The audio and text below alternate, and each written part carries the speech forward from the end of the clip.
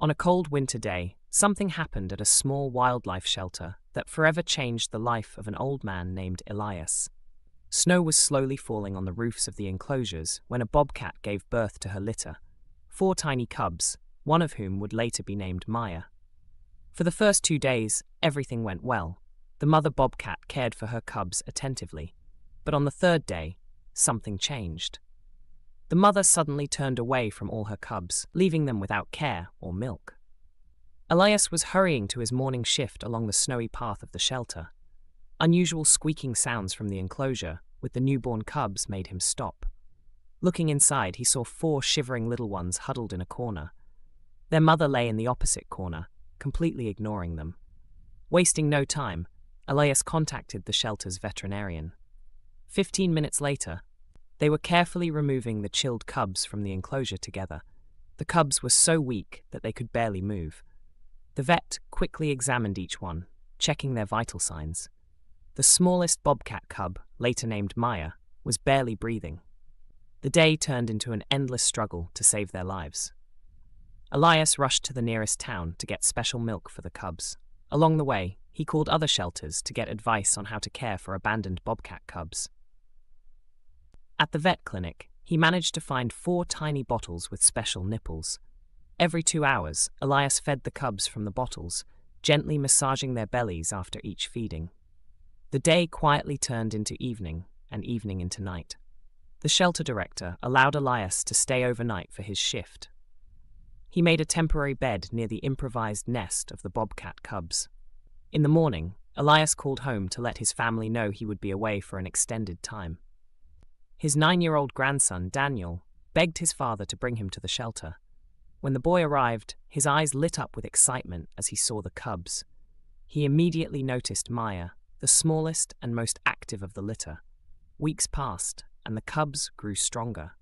Elias practically lived at the shelter, going home only to rest briefly and change clothes. Maya stood out from her siblings because she reached out to people more. She was the first to recognize Elias's voice and would chirp joyfully whenever he appeared. When the cubs turned a month old, it was time to decide what to do with them. 2 of the brothers were taken to other shelters to grow up and produce offspring. One sister was prepared for release into the wild, but Maya stayed on Elias's mind. After long talks with his family and advice from the shelter staff, Elias decided to take the cub home. On Maya's moving day, the whole family was nervous. Elias had already prepared a corner in his living room for the bobcat cub. Daniel jumped with excitement, and Elias's son, who was initially hesitant about the idea, helped set up barriers and bought a sturdy leash. Maya didn't sleep on her first night in her new home. She wandered through the small house, sniffing every corner and listening to the unfamiliar sounds. The creak of the wooden floor, the ticking of the clock, and the occasional distant hum of passing cars, all of it scared her.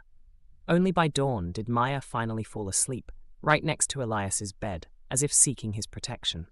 The main task now was to teach Maya to live in a human environment. Elias started taking her for early morning walks in the backyard, where she could explore without encountering people.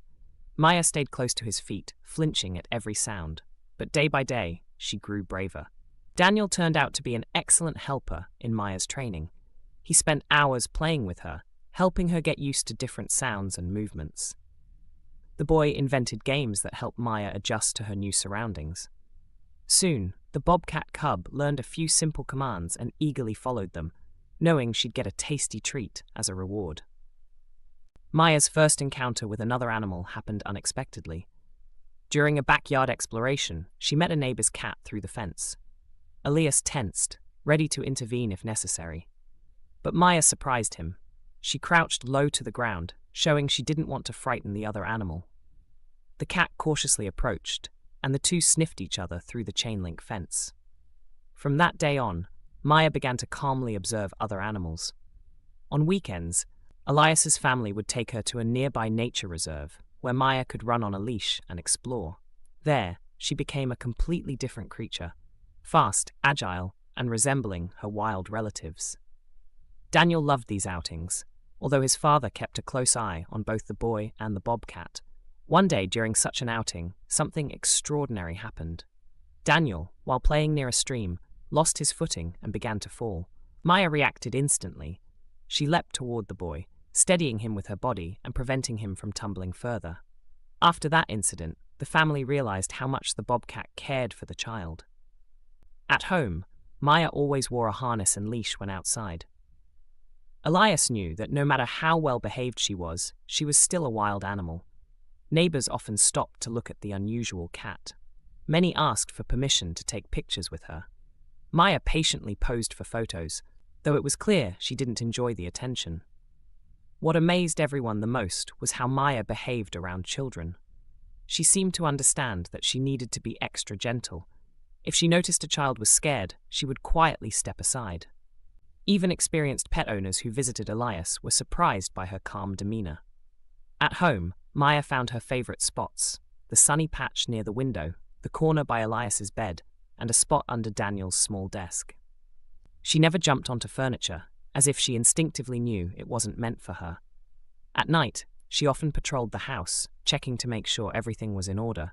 Maya's first winter in her new home brought a lot of joy. Her fur became thicker and more lustrous, and her amber eyes gleamed brighter. In the backyard, she happily pounced into snowdrifts, and at the reserve, she could run for hours across snowy trails. The cold seemed to awaken her bobcat instincts. Spring arrived, and the family took a bold step. They spent a week in a cabin at the edge of a forest. For Maya, those days were pure joy. She could climb trees and explore new terrain, but always returned when Elias called. At night, the bobcat stayed near the cabin door, and the family felt completely secure. One night, Maya woke everyone with a low growl. A coyote had approached the cabin, drawn by the smell of food. Seeing Maya confidently standing her ground, the coyote retreated. After that, the family's trust in their unique protector grew even stronger. As time passed, Maya became better at understanding people. She learned many commands, understood gestures, and seemed to sense the mood of each family member. Yet she remained a true bobcat, graceful, independent, but endlessly loyal. Growing up with Maya, Daniel developed a unique understanding of animals. He became more patient and responsible. At school, he defended stray cats and shared fascinating stories about his bobcat sister, captivating his classmates. Each day with Maya brought something new.